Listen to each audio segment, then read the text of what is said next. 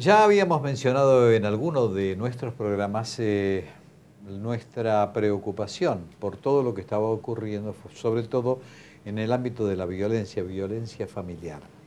Y entonces no queremos dejar de tratar el tema porque nos parece importante. En la medida que nosotros conversemos, clarifiquemos aspectos y veamos que existe gente que se preocupa por tratar de hacer cosas en ese aspecto, entonces nosotros vamos a tratar de utilizar este medio como para darle la difusión que corresponde.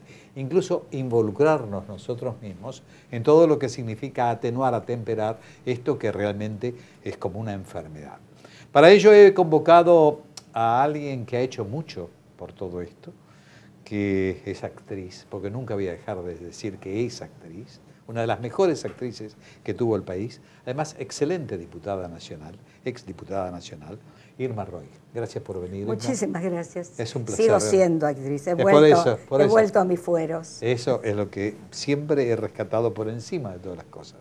Y por el otro lado, tenemos a la doctora Natalia Gerardi, que también tiene mucho que ver con todo este tema, porque es la directora del equipo latinoamericano de justicia y género, una organización no gubernamental que está investigando, está haciendo cosas por todo esto. Así que vamos a hablar con las dos, porque una es autora de una ley especial en este tema y después la doctora también está incursionando mucho por todo lo que puede significar este aspecto, con algunas alternativas y algunos estudios que son importantes. Comenzamos por Irma. Sí, soy autora de la Ley de Violencia Familiar, hecha en el 94. Y por esas cosas del destino me tocó muy de cerca la ley, porque en el 98 la aplicaron con mi propia hija, casada con un señor violento.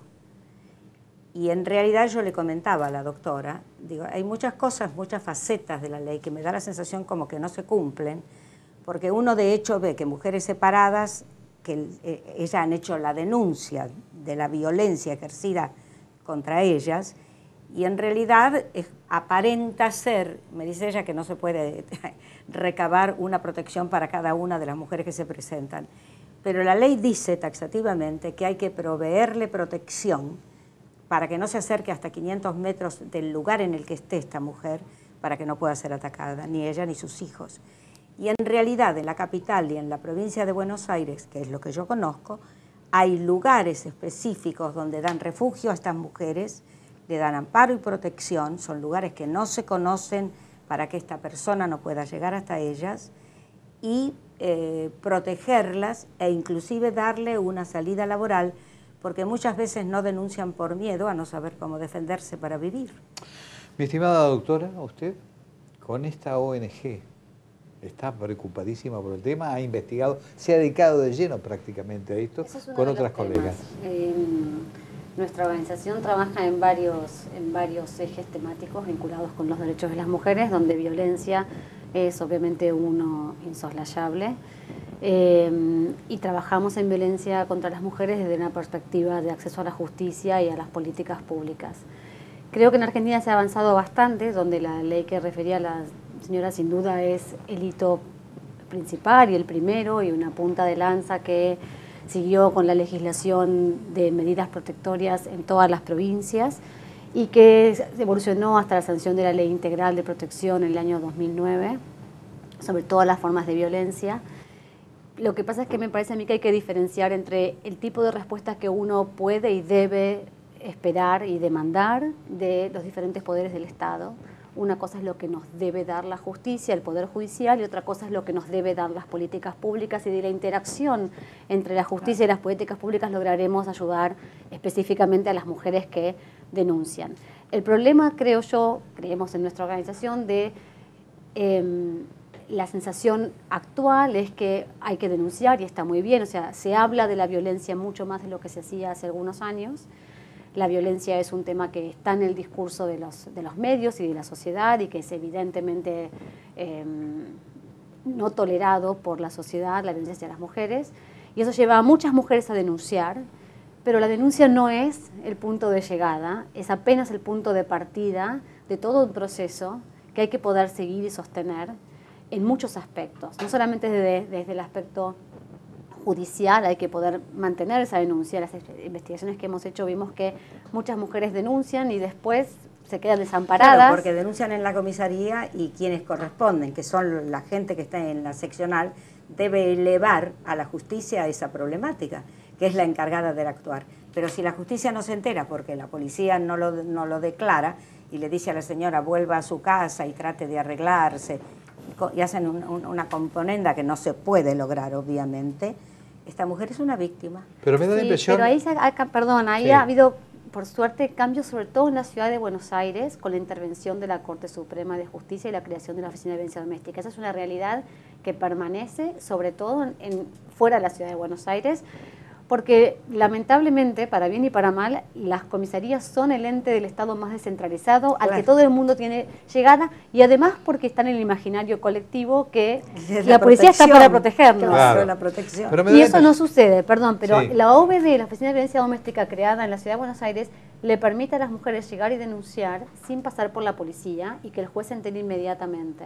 Me da la impresión de que en la actualidad están ocurriendo otros hechos distintos, porque ocurre a diario, prácticamente ocurre a diario.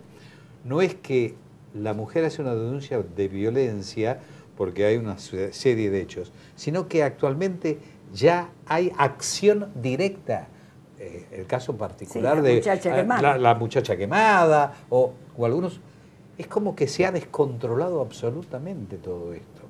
Y me gustaba, por eso un poco la idea, subsiste la idea de que la mujer es propiedad del hombre. Este es un poco el título que le pusieron al artículo de la entrevista que te han realizado. Entonces, ¿hasta qué punto esto es cierto? Es absolutamente cierto. Es una ciudad machista. En una cultura machista, en una cultura patriarcal, donde las mujeres son muchas veces moneda de cambio, digamos, en la forma más cruda del término, que es la trata de personas, donde literalmente son moneda de cambio, pero también en la vida cotidiana y mucho menos dramática, si se quiere, pero totalmente corrosiva y que mantiene esta idea de la propiedad, o sea, de los celos, y eso existe desde la iniciación de los noviazgos entre los chicos, ¿no? O sea, me cela porque me quiere, no me deja ir a bailar con mis amigas, no me deja estudiar tal cosa. Y ahí empieza el grado de violencia. ¿Pero ustedes no creen que esto es producto, a lo mejor, de la gran evolución que ha tenido la mujer? No sé si producto, yo no creo que producto de eso. O sea, me da la impresión de que a lo mejor el hombre, frente al desarrollo de la mujer en estos últimos tiempos, ya hace bastante tiempo, es como que se siente a lo mejor disminuido, y entonces esto genera el machismo, al fin, genera estos hechos. No, que los códigos son absolutamente machistas. Los códigos de la justicia argentina, en tanto y en cuanto no se modifiquen en profundidad, sigue prevaleciendo el hombre en los códigos, porque son viejos. Claro. Y entonces esta historia hay que removerlos. Y lo que pasa es que las ONGs, yo las bendigo cada vez que escucho o leo sobre alguna de ellas, porque han hecho mucha obra.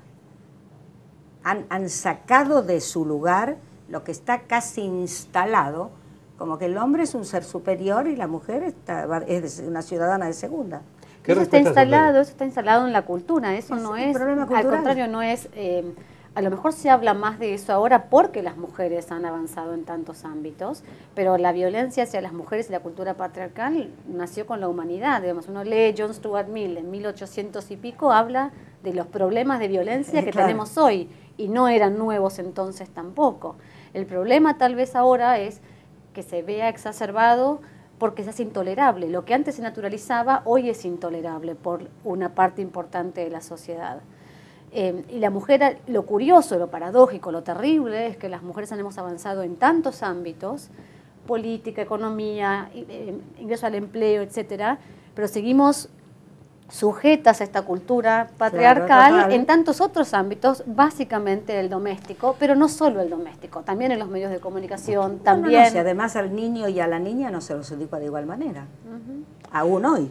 Ustedes saben que hay un libro que se llama Los Grandes Iniciados, de Eduard Juré, que habla absolutamente, por supuesto, de todos los que son los generadores de las grandes religiones, Jesús, Moisés, Jehová, Mahoma. Pero en la introducción habla que el mundo antiguamente era dominado por las mujeres, era un matriarcado. Sí, el matriarcado, es verdad. Pero Entonces, vamos ¿por a qué ha volver, cambiado? vamos a volver. Mire usted, me están dominando el programa, esto es así. No. Nosotros tuvimos la visita de un sociólogo hace un par de años en la Cámara, cuando yo era todavía diputada, y faltaban unos cuantos años para llegar al 2000, y él decía que el próximo siglo, que por supuesto es el que estamos transitando, era un siglo de la mujer, donde iba a prevalecer lo femenino y se iba a tender a una sociedad matriarcal. Y la prueba está en la cantidad de mujeres presidentes que hay. Sí, sí. Con lo cual es cierto lo que decía este hombre, de esto que te cuento hace como 10, no, más, 15 años o 18. Y en realidad se ha cumplido exactamente. ¿Qué están logrando ustedes con la ONG? ¿Hasta dónde están avanzando? ¿Y qué logros han obtenido respecto de todo lo que se están proponiendo?